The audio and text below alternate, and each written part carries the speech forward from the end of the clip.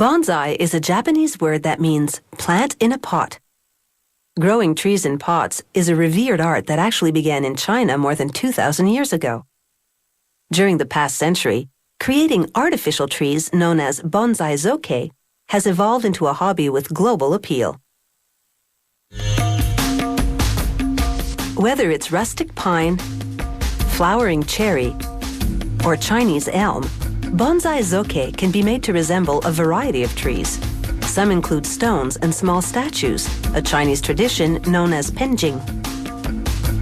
A craftsman starts by wrapping 13 strands of wire with stretchy, sticky tape used by florists. He uses 13, partly out of respect for a traditional Asian preference for odd numbers. Later, these wires will form parts of the trunk and branches. He wraps the wires with strips of paper towel for thickness and flexibility. To hold the paper towel in place, he wraps the ends of the wires with more floral tape. He then separates clumps of plastic pine needles from their branches. Ironically, this fake vegetation is imported from China. Next, he snips off the ends of the branches, creating segments about 2.5 centimeters long.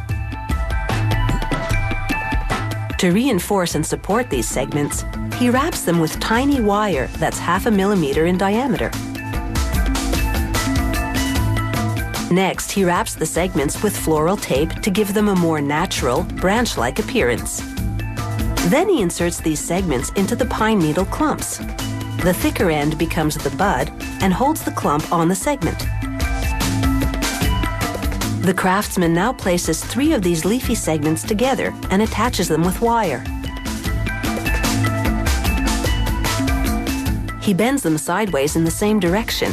This mimics the tendency of natural branches to lean towards the sun. For more mature-looking buds, he uses different 3-headed artificial segments. For integrity, 2 different types of buds are never used on the same tree. To add character, the craftsman uses a piece of weathered driftwood as the base of the trunk. He anchors the long wrapped wires into styrofoam around the bottom of the base. He staples the wires to the driftwood and wraps floral tape around the wires surrounding the base. Then he twists the wire to form a sinuous shape, what the Japanese call moyogi. He covers the trunk with soft gray modeling clay, adhering closely to the shape of the driftwood underneath. This will later be covered by artificial bark and moss. This process can take several hours, just part of the 4 to 6 days it takes one worker to make a bonsai zoke.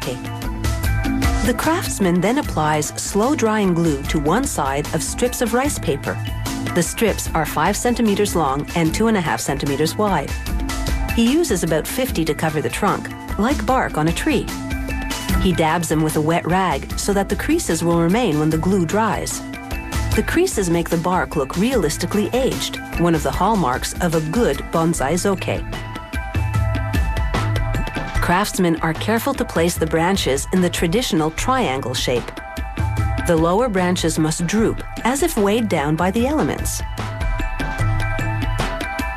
They add the leafy segments to the ends of the wire branches, attaching them with wire and floral tape. Using a knife, the craftsman trims away the excess styrofoam around the tree trunk. He then places the tree into an argile pot that's 22 centimeters in diameter and 5 centimeters high. Using a sculpting tool, he covers the styrofoam in the pot with brown modeling clay. Using slow-drying glue, he covers the clay in several shades of fake moss. They range in color from dark brown to light green.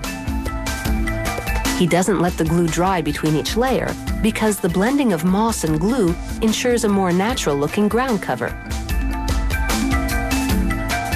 He gently blows on the moss to scatter it across the base. He also applies glue further up the trunk, adhering moss that's thicker and lighter in color to resemble lichen.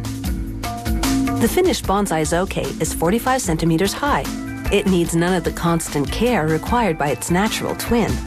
Depending on their size and complexity, artificial bonsais range in price from $50 to $800.